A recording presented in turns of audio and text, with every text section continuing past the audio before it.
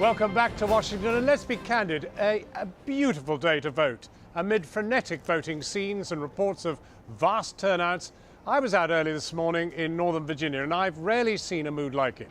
But behind it, a very methodical drive to get out the vote. They call it the ground war.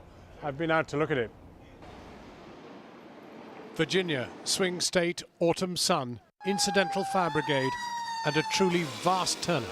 The queues doubling back on themselves, voters waiting an hour or more to cast their ballots. This has the feel of machine-driven turnout. Both parties today calling, begging, driving their voters to the polls, but the bigger machine is Obama's.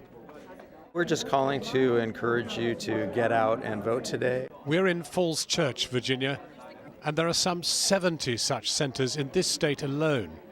This is what they call the ground war. 2-hourly shifts of Obama volunteers working their way down lists of voters, calling, ensuring that people vote. They range in age from grannies. Oh, you already voted? Well, thank you so much. You already voted? To young boys. How old are you? 12. 12. Very impressive. Thank you. And if they need it, they fix transport. Mike Shapiro drives David Berringer to the polls. I'm just one of a pretty large team of drivers that are getting out there just to try to help anyone who needs a ride. Without the car, one less Obama vote. But Berringer, like everyone else, will have to pay the consequences of the drive to vote, queuing yet again.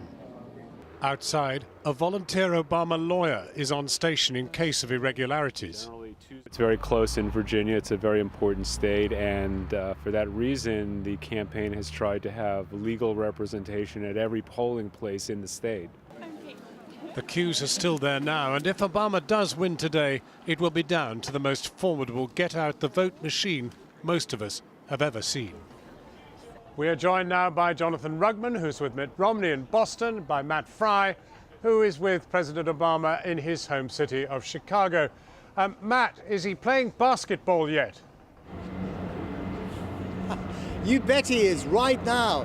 I mean, later on tonight, he'll be giving what he hopes will be a victory speech on the stage behind me. But at the moment, he is shooting hoops. And this is not just an example of no drama Obama. He does it out of necessity, apparently, because the only time that he didn't shoot hoops on an election day was when he lost against Hillary Clinton in New Hampshire 4 years ago. So there he is doing precisely that. And he has reason to be confident for two reasons. One is that the turnout in urban areas, cities like Philadelphia or Cleveland, has given this campaign the confidence they were looking for.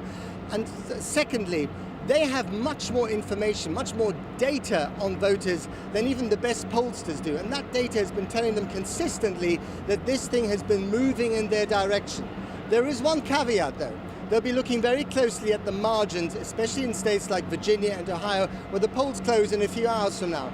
Now, in Ohio, for instance, if the margin is below 0.5%, there is an automatic recount. In Virginia, if it's below 1%, they can request a recount. So a lot of it still depends on those margins, and that's what they're going to be looking for tonight.